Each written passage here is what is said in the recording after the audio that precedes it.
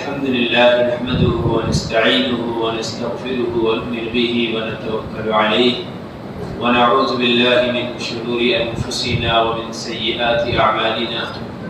من يهده الله فلا مضل له ومن يضلل فلا هادي له ونشهد أن لا إله إلا الله وحده لا شريك له ونشهد أن سيدنا وسندنا ونبينا ومولانا محمد صلى الله تعالى عليه وعلى آله وأصحابه أجمعين. أما بعد فأعوذ بالله من الشيطان الرجيم. بسم الله الرحمن الرحيم.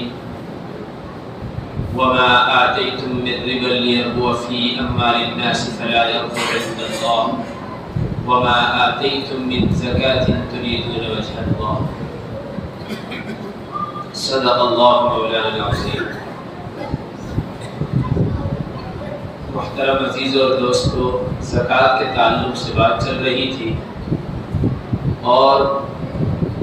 زکوٰۃ اسلام میں وہ اہم ترین فریضہ ہے جو دوسرے نمبر کا حکم ہے. نماز، زکوٰۃ، اور جب جگہ جگہ آپ قرآن مجید میں نماز کے احکامات کو پڑھتے ہیں، تلاوت کرتے ہیں، تو وہیں اللہ تبارک و تعالیٰ زکوٰۃ کا ذکر خاص طور سے فرماتے ہیں. اس سے ہمیں یہ معلوم ہوتا ہے کہ جہاں اللہ تبارک و تعالیٰ نے ہم پر بدنی عبادتیں جو ہیں فرض فرمائی ہیں، تو وہیں بدنی عبادتوں کے بعد، جسمانی عبادتوں کے فرض ہونے کے بعد جو دوسری سب سے بڑی عبادت کا حکم ہے ہمارے لیے، وہ مالی عبادت ہے.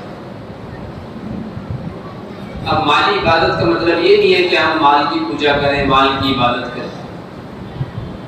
مالی عبادت کا مطلب یہ ہے کہ ہم اس مال کے ذریعے سے اللہ کو راضی کریں، اس مال کے ذریعے سے اللہ کی فرمانبرداری بجا لائیں، اللہ کے حکم کو بجا لائیں. آپ جگہ جگہ قرآن مجید میں جب یہ پڑھتے ہیں وَأَقِيمُوا الصَّلَاةَ کہ نماز کو قائم کرو، اسی کے بعد اللہ فرماتے ہیں وَآتُوا الزَّكَاةَ. تو کہیں اللہ تبارک و تعالیٰ ينفقون فرماتے ہیں، کہیں وَيُؤْتُونَ الزَّكَاةَ فرماتے ہیں، کہیں آتَ الزَّكَاةَ فرماتے ہیں، کہیں أَقِيمُوا الصَّلَاةَ وَآتُوا الزَّكَاةَ فرماتے ہیں. تو جگہ جگہ مختلف انداز سے مختلف مواقع پر اللہ تبارک و تعالیٰ نماز اور زکوٰۃ کو ساتھ ساتھ بیان فرما رہے ہیں. معلوم یہ ہوا کہ نماز اور پھر زکوٰۃ یہ دونوں ہمارے لیے بہت بڑی عبادتیں ہیں، لیکن اس میں آج بعض لوگ لاپرواہی کرتے ہیں. بعض لوگ اگر زکوٰۃ ادا بھی کر رہے ہیں تو مکمل طور پر نہیں دیتے ہیں. بعض جو ہے غلط فہمیاں بھی ہمارے درمیان موجود ہیں، بعض کوتاہیاں بھی ہیں، لاپرواہیاں بھی ہیں، ان کو دور کرنے کی اشد ضرورت ہے. بعض لوگ زکوٰۃ دینے کے باوجود بھی پریشان رہتے ہیں، زکوٰۃ دینے کے باوجود بھی ہر طرح کی مشکلات ان کو گھیرے رہتی ہے. تو ہمیں اس پر غور کرنے کی ضرورت ہے. آخر زکوٰۃ دینے کے باوجود بھی ہمیں اتنا نقصان اس دنیا میں بھی کیوں ہو رہا ہے، جو آخرت میں جا کر بڑے نقصان کی شکل میں ہمارے سامنے ظاہر ہونے والا ہے. تو اس میں دیکھیے، ایک تو مکمل طور پر بعض لوگ سبق نہیں دیتے. اب مکمل طور پر زکوٰۃ دینے کا طریقہ کار کیا ہے؟ لوگوں نے کچھ اپنی طرف سے بھی طریقے بنا رکھے ہیں. ایک تو یہ ہے کہ لوگوں نے کوئی ایک تاریخ زیادہ تر متعین نہیں کر رکھی، بس رمضان شروع ہوا زکوٰۃ دینی شروع کر دی، اور رمضان ختم ہونے سے پہلے رمضان پورا ہونے سے پہلے ان کی یہ کوشش رہتی ہے کہ بس کسی طرح سے زکوٰۃ دے دی جائے. اب وہ چاہے مستحق کے ہاتھ میں جائے یا غیر مستحق کے ہاتھ میں جائے، اس بات کی بالکل پرواہ نہیں ہوتی کہ وہ مستحق کے زکوٰۃ کے ہاتھ میں جائے. بس ان کی یہ کوشش رہتی ہے کسی طرح رمضان گزرنے سے پہلے یہ میری زکوٰۃ میرے پاس سے جائے. ایسا کوئی ضروری نہیں ہے. ہم ایک تاریخ متعین کریں، اس تاریخ میں ٹوٹل اپنے مال کو جوڑے، اور مال کے جوڑنے کی ترکیب اور ترتیب یہ ہو کہ ہم اس میں تمام کے تمام اپنے کیش کو جو ہماری جیب سے لے کر بینک تک موجود ہے اس کو جوڑے، اسی طرح سے وہ کیش جو کہ لوگوں کے پاس ہمارا رکا ہوا ہے اس کو بھی جوڑے، پھر آپ کے جو زیورات ہیں اس کی قیمت کو جوڑے، آپ جس مال کی تجارت کرتے ہیں اس مال کی قیمت لکھیں۔ مال دو قسم کا ہے، ایک وہ مال کہ جو آپ نے اٹھایا مارکیٹ سے تو اس کی قیمت لکھیں، ایک وہ مال ہے جو آپ نے اٹھانے کے بعد اس کو تیار کر لیا، اس کا کچھ بنا لیا یا اس کو پکا لیا تو وہ پکا مال کہلاتا ہے۔ اب اس کی قیمت بدل چکی ہے آپ کے اس میں ورک کرنے کے بعد میں، مارکیٹ میں اب جو آپ دینے جا رہے ہیں دوبارہ سے اس مال کو کچھ تیار کرنے کے بعد میں اس کی قیمت جو اب لگ رہی ہے وہ قیمت لگائیں۔ پھر اسی طرح سے آپ یہ دیکھیں کیا آپ کے پاس کوئی ایسی پراپرٹی، کوئی ایسی جائیداد، کوئی ایسی گاڑی، کوئی ایسی دکان مکان موجود ہے کہ جس کو آپ نے اس نیت سے لے رکھا ہے کہ قیمت بڑھے گی تو میں اس کو بیچ دوں گا، یعنی بزنس پرپس سے آپ اس کی قیمت لکھیں۔ اب آپ نے یہ ساری چیزیں جب جوڑی ہیں، اس کے ساتھ ساتھ جب آپ زیورات کا حساب لگا رہے ہو تو بعض لوگوں کے جو بٹنز وغیرہ ہوتے ہیں اس میں جو ہے گولڈ یا سلور وغیرہ کے بٹن ہوتے ہیں۔ مرد کے لیے گولڈ کا پہننا چاہے وہ لباس میں ہو چاہے ڈائریکٹ جسم کے اوپر ہو یہ حرام ہے۔ جیسے شادیوں میں انگوٹھیاں دیتے ہیں نا پہنانے کے لیے دولہا کو، یہ حرام ہے، یہ ناجائز ہے، کبیرہ گناہ ہے۔ اس عمل سے اپنے آپ کو روکے۔ اگر کوئی دے بھی دے اس کو واپس اپنی بیوی کو گفٹ کر دے، اپنی بہن کو گفٹ کر دے، اپنی ماں کو گفٹ کر دے، ان کے لیے پہننا جائز ہے۔ مرد کے لیے سونا گولڈ کسی بھی صورت میں جائز نہیں ہے، چاہے وہ اس کی ڈبل زکات دے تب بھی جائز نہیں ہوگا۔ اور جو مرد آج یہاں پر سونا پہنے گا، گولڈ پہنے گا، وہ جنت کے سونے اور گولڈ اور اس کے زیورات سے محروم کر دیا جائے گا۔ اب بعض احادیث میں دیکھیں تو بڑی سخت وعید آئی ہے کہ جو یہ سونا پہنتا ہے کل قیامت کے دن جہنم کے کڑے اس کو پہنا دی جائے گا۔ اس لیے مرد کو سونا پہننے سے احتراز کرنا ہے۔ تو یہ ساری چیزیں جو ہمارے استعمال میں آ رہی ہیں ہم ان چیزوں کو بھی جوڑے جو زیورات میں سے آتی ہے، سونے چاندی میں سے۔ آپ نے یہ سب جوڑ دیا، اس کے بعد آپ یہ دیکھیں کیا آپ کے پاس کسی کا قرضہ موجود ہے؟ تو آپ نے ٹوٹل جب اپنا مال جوڑ دیا اور وہ پیسہ جو آپ کے پاس دوسروں کے پاس سے آنا ہے مارکیٹ میں رکا ہوا ہے سب جوڑ چکے ہیں، ٹوٹل مال فرض کیجئے 20 لاکھ ہوا۔ اب آپ یہ دیکھیں کہ آپ کے اوپر کسی کا قرضہ ہے، آپ کو کہیں مارکیٹ میں پیمنٹ کرنی ہے، کہیں آپ کو کسی کا کچھ واپس دینا ہے، آپ اس کو جو ہے کم کر لیں۔ مثلا 5 لاکھ روپے آپ نے دینے کم کر لیں، باقی بچے کتنے 15 کی زکات دیں۔ اور یہ ایک دن متعین ہونا چاہیے کہ آپ کی ایک تاریخ متعین ہو، 1 رمضان ہو، 10 رمضان ہو، 1 شوال ہو، 10 شوال ہو، 1 محرم ہو، 10 محرم ہو۔ ہر ایک کی زکات تو رمضان میں نہیں ہوگی نا، لیکن ہر ایک زکات رمضان میں نکال رہا ہے۔ کوئی بات نہیں، نکالے رمضان میں، ثواب زیادہ کما، اس کو اپنے حساب میں لکھ لیں کہ میں نے اتنی رمضان میں دی۔ لیکن یہ ضروری نہیں ہے کہ رمضان میں اس کو پے کرنا ضروری ہے۔ بھائی جیسے جیسے آپ کو مستحق ملے گا ویسے تو دیں گے نا۔ اب آپ کو مستحق مل گیا، آپ نے دیکھا اچھا یار میرے پاس تو زکات پڑی ہے، رمضان تو گزرنے والا ہے، آپ نے اوپر اپنی لٹکی ہوئی تلوار دیکھی اور آپ نے فوراً اٹھا کے اچھا تم بھی ضرورت مند ہو رہے ہو، فوراً پکڑا دیے۔ ایسے تھوڑی ہوتا ہے۔ اب پتہ چلا جو اصل مستحق ہی نہیں تھا اس کے ہاتھ میں آپ نے زکات دے دی تو پھر زکات نہیں ادا ہوگی۔ اس لیے زکات کو ایک تو مکمل ادا کرے اور وقت پر حساب لگا کر ادا کرے، اور مستحق کے زکات کو اصل زکات ادا کرے۔ اور پھر زکات کی ایک شرط یہ بھی ہے کہ وہ مالکانہ حق کے طور پر ادا کرے۔ ایسے نہیں کہ آپ نے اپنی مرضی سے جو چاہا اس کو لے کر خرید کر دے دیا، بلکہ اس کو اس مال میں تصرف کا خرچ کرنے کا اختیار موجود ہو کہ وہ اپنی ضرورت اور اپنی کنوینس کے حساب سے اس کو خرچ کر سکتا ہو۔ اس بات کا اس کو حق ملنا چاہیے، تب جا کے زکات ادا ہوگی۔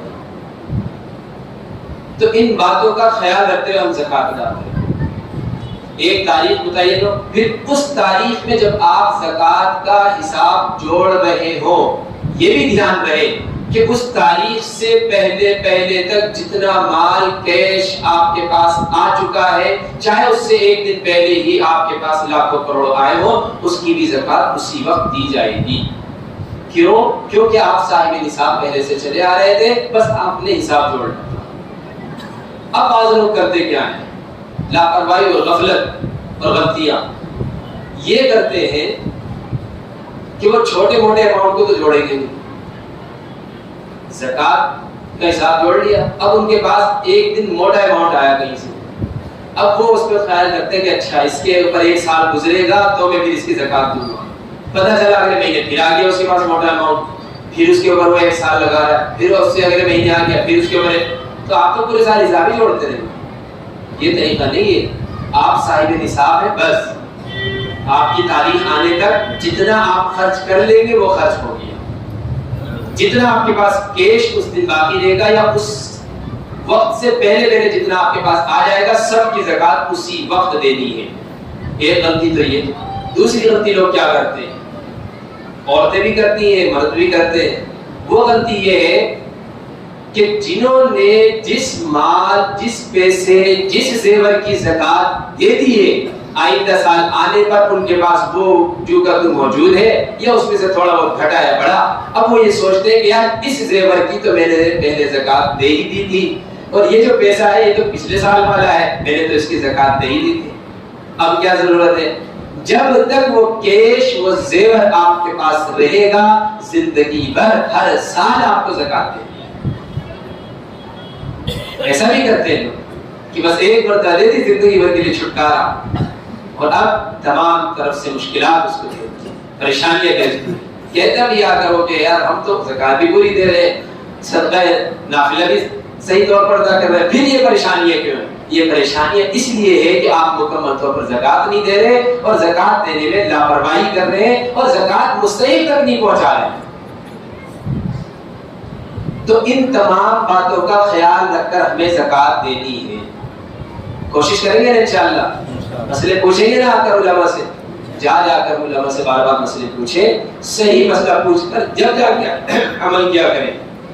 یہ نہیں کہ آپ کے دوست نے کچھ بتا دیا کہ نہیں میں تو اس طرح سے کرتا ہوں، ٹھیک ہے یار میں بھی اس طرح سے کرتا ہوں۔ کسی اور امیر صاحب کے پاس پہنچ گئے جو صرف چلے 4 مہینے لگائے ہوئے تھے، علم تو تھا نہیں ان کے پاس، بس 2-4 باتوں کی جانکاری تھی، جتنی انہوں نے نمازیں سیکھی تھی، جتنی دعائیں اور جتنی قرآن کی صورتیں سیکھی تھی، بس اتنا علم تھا، اور ان سے جا کے مسئلہ پوچھنے لگے، تو ظاہر سی بات ہے تو مسئلہ کمزوری معلوم ہوگا اور پھر غلط طریقے سے عمل ہوگا۔ اس لیے بار بار کہا جاتا ہے کہ غیر علماء سے مسئلے مسائل بالکل نہ پوچھیں، علماء سے جا کر ہی مسئلے مسائل پوچھا کریں، اور علماء کو چھوڑ کر غیر علماء سے مسئلے آخر پوچھتے کیوں ہیں لوگ؟ وجہ اس کی یہ کہ ان سے عقیدت اور محبت ہو جاتی ہے، ان سے تعلق اتنا گہرا کر لیتے ہیں۔ تو بھائی ان سے تعلق اتنا گہرا کرنے کی ضرورت کیا ہے جب اللہ کے نبی صلی اللہ علیہ وسلم نے یہ ارشاد فرما دیا علماء ورثۃ الانبیاء، میرے علم کے جو میں علم لایا ہوں، میں جو دین لایا ہوں، میں جو شریعت لایا ہوں، میں جو قرآن اور حدیث کا علم لے کر، اس کے وارث اصل علماء ہیں۔ تو آپ علماء سے جڑے نا، علماء سے محبت کریں، علماء کے پاس جائیں، علماء کی مجلسوں میں جائیں، علماء سے دین سیکھیں۔ غیر علماء تھوڑی سکھا دیں گے آپ کو، غیر علماء سے کچھ فائدہ حاصل تھوڑی ہو جائے گا۔ وقتی طور پر جتنا عمل ان کو آتا ہے اتنے عمل کے تو آپ پابند ہو جائیں گے، لیکن مزید دینی گہرائی آپ کو کیسے معلوم ہوگی؟ اب نتیجہ یہ ہوتا ہے کہ جب ان سے عقیدت اور محبت ہو جاتی ہے، اندھی تقلید کرنے لگتے ہیں، جب اندھی عقیدت میں پڑ جاتے ہیں، اندھ بھکت بن جاتے ہیں، ہے نا، تو پھر اس کے بعد ہم ان کو کہیں اور صحیح راستہ نظر نہیں آتا، اب وہ وہیں جائیں، اور پھر وہ بھی جو ہے جن کے پاس جا رہے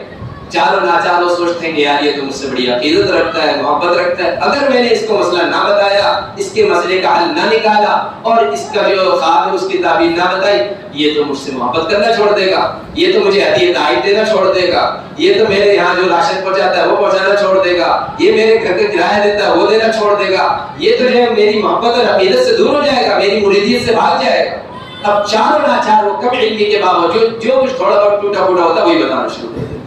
اب وہاں پر غلطی ہوتی نبی فرماتے ہیں اتخذ الناس رؤوسا جہالا، اور جب ایسا ہوتا ہے کہ ہم علماء کو چھوڑ کر جاہلوں کو اپنا سردار بناتے ہیں، ان سے مسئلے مسائل پوچھتے ہیں، نبی فرماتے ہیں فافتوا بغیر علم، وہ بغیر علم کے آپ کو مسئلے بتاتے ہیں، بغیر علم کے فتوے دیتے ہیں، بغیر علم کے آپ کے مسائل کا حل بیان کرتے ہیں۔ نتیجہ یہ ہوتا ہے فضلوا واضلوا کہ وہ خود تو گمراہی کی طرف بڑھ ہی رہتے ہیں، تم کو بھی لے کے گمراہ ہونے لگتے ہیں۔ تو ایسی گمراہی سے اپنے آپ کو بچائیں اور دین کو صحیح طریقے سے، صحیح جگہ سے، صحیح لوگوں سے، اہل علم سے جو اس کے ماہرین ہیں، جیسا کہ قرآن کا حکم ہے فَاسْأَلُوا أَهْلَ الذِّكْرِ إِن كُنتُمْ لَا تَعْلَمُونَ، ان سے جا کر پوچھیں اور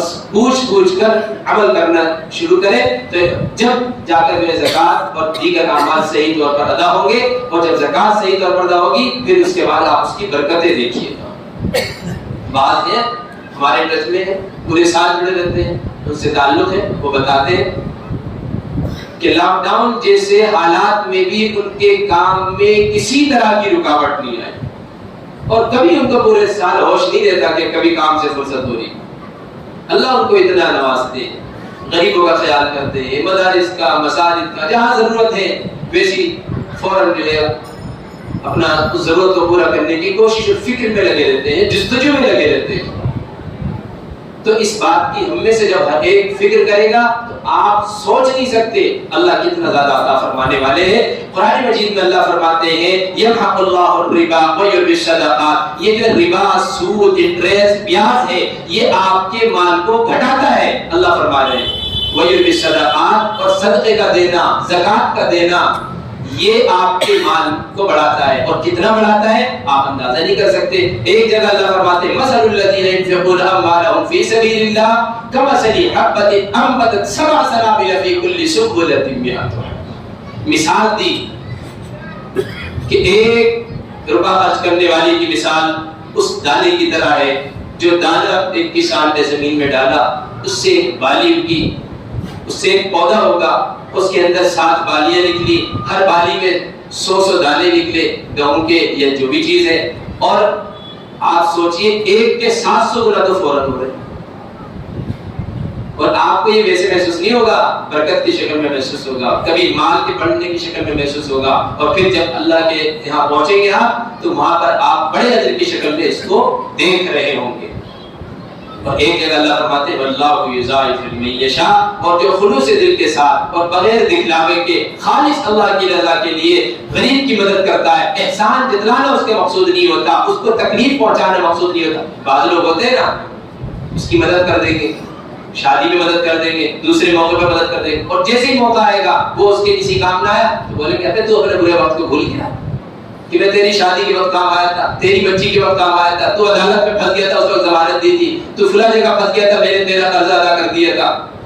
اب جو یہ احسان جتلا رہے ایسے لوگوں نے جو ثواب کمایا ہوتا ہے وہ بھی سب برباد ہو چکا۔ تو اللہ فرماتے ہیں یا ایھا الذین آمنوا لا تبطلوا صدقاتکم بالمن والأذى، اے ایمان والو تم اپنے صدقات، اپنی خیرات، اپنے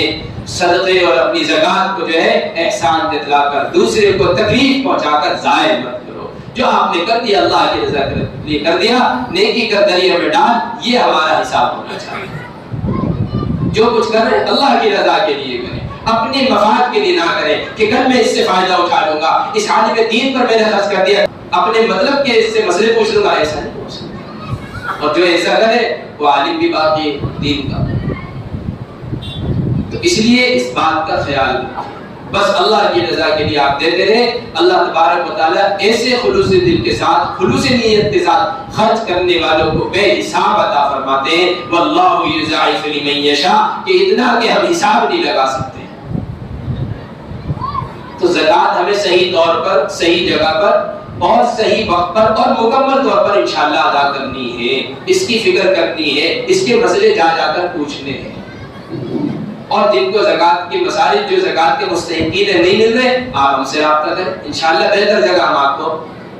مشورہ دیں گے، بہتر جگہ انشاءاللہ خرچ بھی کروائیں۔ پورے سال الحمدللہ آپ جو ہے برابر خرچ کرتے رہتے ہیں، برابر سلسلے چلتے رہتے ہیں، اور ایسے لوگوں کو تلاش کر کر کے ابھی ہم نے ابتداء رمضان میں بھی راشن دیے کہ جو بیچارے کسی سے کہہ نہیں سکتے اور نمازوں کے پابند ہیں، نیک لوگ ہیں، ان کو بلا بلا کر ان کو دیا گیا، کسی کے گھر میں نے خود پہنچا دیا جا کر۔ تو بھائی ایسی فکر کریں جو بیچارے دوسروں سے کہہ نہیں سکتے، ایسے ضرورت مندوں کو تلاش کریں، ایسے نہیں جنہوں نے آج مارکیٹیں کھول رکھی ہیں، جنہوں نے آج فیشن بنا رکھا ہے، جنہوں نے آج جو ہے اس کو ایک کام سمجھ لیا ہے اور روز بروز ضرورتیں پوری ہونے کے باوجود بھی وہ در بدر جو ہے جا رہے ہیں، مسجدوں پہ کھڑے ہو رہے ہیں. ایسے لوگوں کو نہ دے کہ جو ضرورت